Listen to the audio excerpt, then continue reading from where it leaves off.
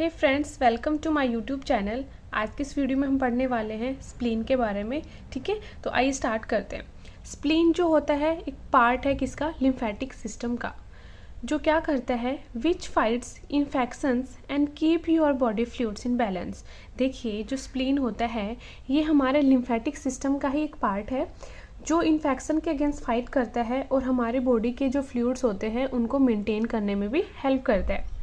और ये क्या करता है, it contains WBCs that fight germs. अब इसके अंदर सबसे ज़्यादा क्या होती है, स्प्लीन के अंदर WBCs होती हैं जो फाइट करती हैं जर्म्स के against. Okay, your spleen also help control the amount of blood in your body and destroy old and damaged cell। देखिए, ये हमारी बॉडी में ब्लड की जो अमाउंट होती है उसको भी मेंटेन करके रखता है, उसको भी कंट्रोल करके रखता है। और वो कैसे, ये जितनी भी जो पुरानी RBCs हो जाती हैं, डैमेज सेल्स होती हैं, उनको डिस्ट्रॉय करने का काम भी करता है। ठीक है, अगर मैं इसके बारे में एक स्पेशल पॉइंट की बात करूं तो जो स्प्लीन होता है वो लार्जेस्ट ऑर्गन होता है किसका, लिम्फेटिक सिस्टम का। ठीक है, दूसरा, it recycles RBC and store platelets. आप सबको पता है जैसे RBCs की जो लाइफ टाइम होती है वो कितने दिन की होती है, 120 डेज की। आफ्टर 120 डेज वो क्या हो जाती हैं, डिस्ट्रॉय हो जाती हैं। तो उनको डिस्ट्रॉय करने का काम कौन करता है, स्प्लीन करता है। तो जो ग्रेवयार्ड ऑफ RBC होता है उसको भी किसका नाम दिया जाता है, स्प्लीन का नाम दिया जाता है। तो फ्रेंड्स देखिए, अगर हम इसकी पोजीशन की बात करें कि स्प्लीन जो होता है वो कहाँ पे लाई करता है, तो ये लाई करता है between the fundus of the stomach and the diaphragm. देखिए, जो ये मैंने बनाया है स्टमक का स्ट्रक्चर। ओके, अब जो हमारा स्टमक होता है उसका जो पार्ट है होता है फंडस, उसके बीच में, और जो डायफ्राम होता है उसके बीच में ये लाई करता है। तो स्प्लीन की पोजीशन क्या है, डायफ्राम और जो स्टमक का फंडस पार्ट होता है उसके बीच में ये प्रेजेंट होता है। ठीक है, दूसरा, spleen is soft, highly vascular and dark purple in colour. देखिए फ्रेंड, जो स्प्लीन होता है वो सॉफ्ट होता है, हाईली वस्कुलर होता है और उसके कलर जो होता है वो डार्क पर्पल होता है। ठीक है, इसके एवरेज वेट की अगर हम बात करें तो एक ह्यूमन अडल्ट के अंदर इसका एवरेज वेट होता है 150 ग्राम। मैं आप लोगों को इसका जो स्ट्रक्चर है स्प्लीन का वो बताती हूँ। देखिए, ये समथिंग लाइक जैसे बीन होती है उसकी शेप जैसा ही दिखाया गया है। ये स्प्लेनिक वेन होती है, ये आर्टरी होती है। ठीक है, इसकी कवरिंग होती है जिसको नाम दिया जाता है किसका, कैप्सूल का। इसके बीच में ट्रेबिक्यूल बने हुए होते हैं, मीन्स सेप्टा लाइक पोजिशंस होती हैं जिनको हम क्या बोलते हैं, ट्रेबिकुला। ओके, और देखिए एक वाइट पल्प होता है और दूसरा होता है रेड पल्प। अब हम बात करते हैं कि जो व्हाइट पल्प और रेड पल्प जो है ये क्या होते हैं। सबसे पहले हम पढ़ते हैं व्हाइट पल्प के बारे में। व्हाइट पल्प क्या होता है, mostly consist of immune cell. देखिए, जो व्हाइट पल्प होता है, जो व्हाइट पोर्शन होता है, जैसे मैंने दिखाया गया है यहाँ पे, मैंने कोई और कलर नहीं किया, तो जो भी आपको ट्रेबिक्यूल के अंदर जो व्हाइट पोर्शन दिख रहा है ये क्या है, व्हाइट पल्प है। इसके अंदर सबसे ज़्यादा क्या होते हैं, इम्यून सेल्स होते हैं। कौन कौन सी, T cells and B cells. इसका नाम इसलिए व्हाइट दिया गया है क्योंकि ये अपीयर होता है जो सराउंडिंग की जो रेड कैविटी होती है, रेड पल्प होता है, उससे ज़्यादा। देखिए, जो ये रेड पल्प है उसके कंपैरिजन में इसका कलर जो है थोड़ा सा लाइट है, ये थोड़ा सा वाइटिश अपीयर होता है इसका, इसलिए इसका नाम दिया गया है व्हाइट पल्प।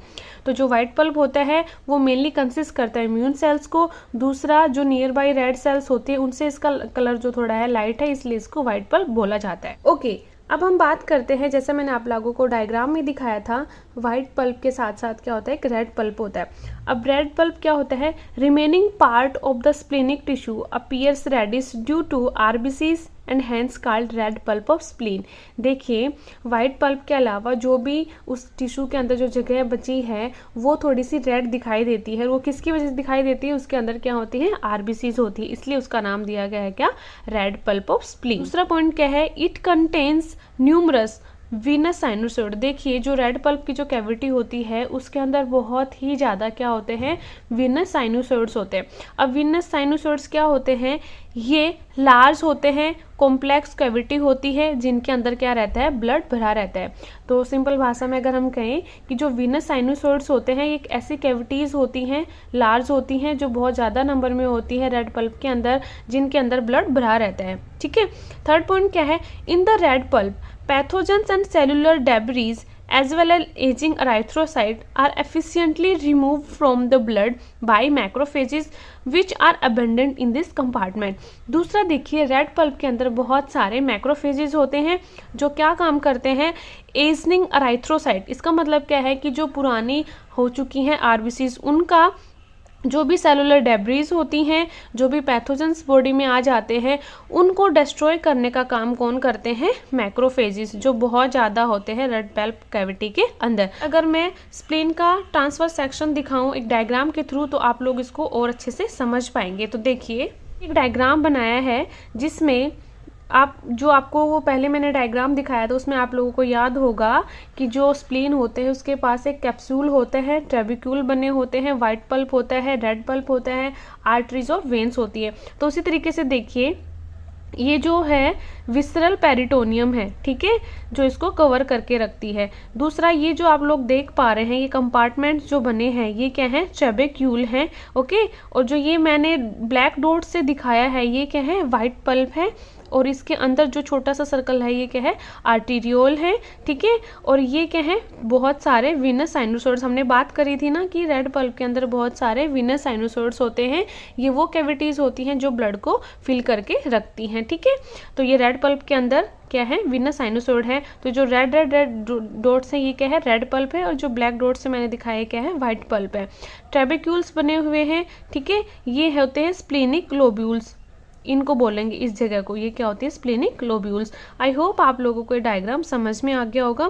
अब देखिए, अगर मैं बात करूं कि ब्लड सर्कुलेशन जो होता है स्प्लीन में वो कैसे होता है, तो देखिए वो कैसे होता है। स्प्लेनिक आर्टरी से कहाँ जाता है, आर्ट्रियोल्स में, उसके बाद में वीनस साइनोसॉइड्स में, वीनस साइनोसॉइड्स के बाद जाता है वेन्यूल्स में, एंड उसके बाद में स्प्लेनिक वेन में। तो ये ब्लड सर्कुलेशन होता है इस तरीके से स्प्लीन के अंदर। अब हम बात करते हैं स्प्लीन के फंक्शंस की। तो देखिए, स्प्लीन का पहला फंक्शन क्या होता है, स्प्लीन क्या क्या फंक्शंस परफॉर्म करता है। तो सबसे फर्स्ट है फैगोसाइटोसिस। देखिए, जो स्प्लीन होता है मैंने आप लोगों को बताया, स्प्लीन के अंदर बहुत सारे क्या होते हैं, मैक्रोफेजेस होते हैं, ठीक है। वो मैक्रोफेजेस क्या करते हैं, वो एंगल्फ कर लेते हैं कि इनको वोर्न आउट आरबीसीज को, डब्ल्यूबीसीज को, प्लेटलेट्स को, और जो भी सेल डेब्रीज या माइक्रो ऑर्गेनिजम्स या पैथोजेंस आ जाते हैं उनको, ठीक है। तो जो स्प्लीन होता है वो फैगोसाइटोसिस परफॉर्म भी करता है। किसके थ्रू करता है, इसके पास जो रेड पल्प होता है, रेड पल्प के अंदर बहुत सारे मैक्रोफेजेस होते हैं जो पुरानी आरबीसीज को, डब्ल्यूबीसीज को, प्लेटलेट्स को, जो भी माइक्रो ऑर्गेनिजम्स होते हैं या सेल डेब्रीज होती है उनको एनगल्फ कर जाते हैं, मतलब कि खा जाते हैं, निगल जाते हैं। सेकंड इसका फंक्शन क्या है, हीमोपोइसिस। हीमोपोइसिस का मतलब होता है फॉर्मेशन ऑफ ब्लड, ठीक है। तो देखिए, जो फीटस होता है, फीटस हम किसको बोलते हैं कि जब बच्चा माँ की वूम के अंदर होता है उसको हम बोलते हैं फीटस, ठीक है। अब फीटस के अंदर जो स्प्लीन होता है वो प्रोड्यूस करता है all type of blood cells, but in adult it only produce lymphocytes. देखिए, स्प्लीन जो होता है एक एम्फीटस के अंदर क्या प्रोड्यूस करता है, सभी टाइप की ब्लड सेल्स प्रोड्यूस करता है, जैसे कि आरबीसीज, डब्ल्यूबीसीज, प्लेटलेट, जितनी भी ब्लड सेल्स होती हैं उन सबको। लेकिन अडल्ट के अंदर ये सिर्फ प्रोड्यूस करता है क्या, लिम्फोसाइट्स। और लिम्फोसाइट्स कौन सी होती हैं, बी लिम्फोसाइट्स और टी लिम्फोसाइट्स। अब हम पढ़ते हैं इसका थर्ड फंक्शन जो क्या है, इम्यून रिस्पॉन्स। जो स्प्लीन होता है वो इम्यून रिस्पॉन्स भी में कैसे हेल्प करता है। देखिए, स्प्लीन जो होता है एक सेंटर है जहाँ पे both B lymphocyte and T lymphocyte जो है मल्टीप्लाई होती है। जैसे कि हमने पहले डिस्कस किया था कि जो स्प्लीन होता है इसके अंदर जो वाइट पल्प होता है उसके अंदर क्या होती हैं, मेनली इम्यून सेल्स होती है जिनका क्या नाम होता है, B cells and T cells. तो ये वो सेंटर है स्प्लीन जहाँ पे बी लिम्फोसाइट और टी लिम्फोसाइट जो है मल्टीप्लाई होती है, ठीक है।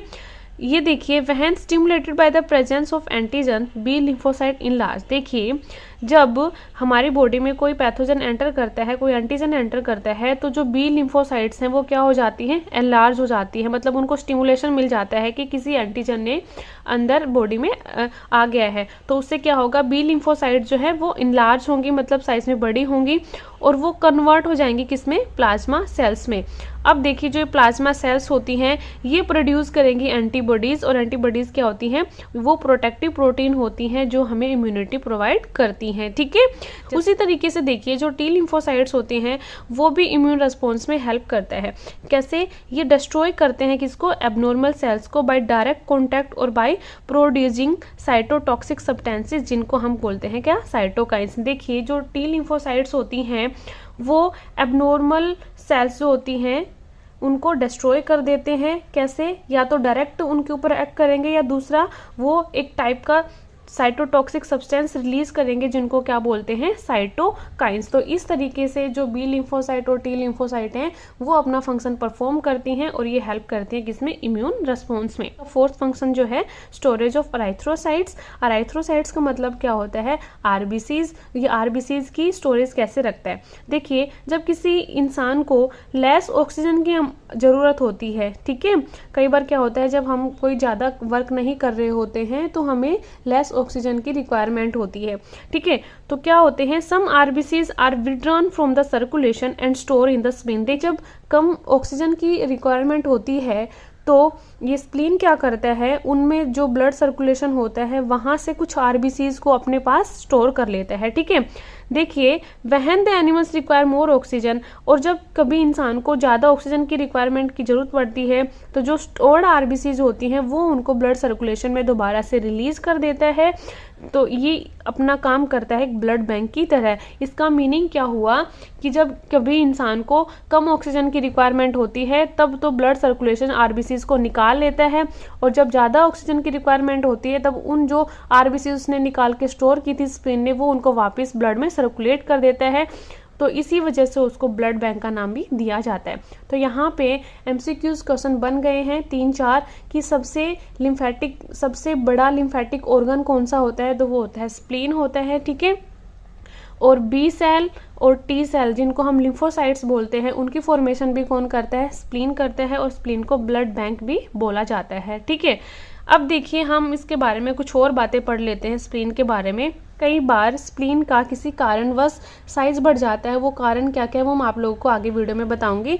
तो उस कंडीशन को क्या बोलते हैं, स्प्लीनोगैली, ठीक है। अब ये किस किस कंडीशन की वजह से होता है, देखिए increase phagocytosis by macrophages as in any infection. देखिए जब बॉडी में इन्फेक्शन आता है तो उसके अगेंस्ट हमारे बॉडी में WBC ज़्यादा प्रोड्यूस होने लग जाती हैं।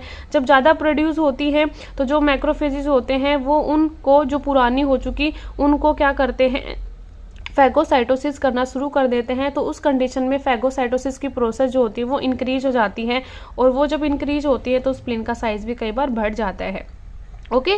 दूसरी कंडीशन क्या हो सकती है, increase destruction of erythrocyte as in malaria. देखिए मलेरिया के अंदर क्या होता है, अराइथ्रोसाइट जो होती हैं वो ज़्यादा अमाउंट में क्या होने लग जाती हैं, डिस्ट्रक्ट होने लग जाती है, मतलब वो डिस्ट्रॉय होना स्टार्ट हो जाती है। तो उस कंडीशन में भी एनलार्जमेंट हो जाती है स्प्लीन की। थर्ड कंडीशन क्या है, abnormal increase in lymphocyte production as in leukaemia, blood cancer. देखिए ब्लड कैंसर के अंदर लुकेमिया जिसको हम बोलते हैं उसके अंदर लिम्फोसाइट जो है एबनॉर्मली इंक्रीज होने लग जाती हैं। तो उसकी वजह से एक कंडीशन आती है जिसमें स्प्लीन का साइज एनलार्ज हो जाता है, और उस कंडीशन को हम बोलते हैं क्या, स्प्लीनोमेगैली, ओके। तो फ्रेंड्स ये था हमारा आज का टॉपिक स्प्लीन के बारे में। आई होप आप लोगों को ये बहुत अच्छे से समझ में आ गया होगा। अगर आप लोगों को मेरी वीडियो अच्छी लगी है, इन्फॉर्मेटिव लगी है, तो please do like share and comment and subscribe my channel.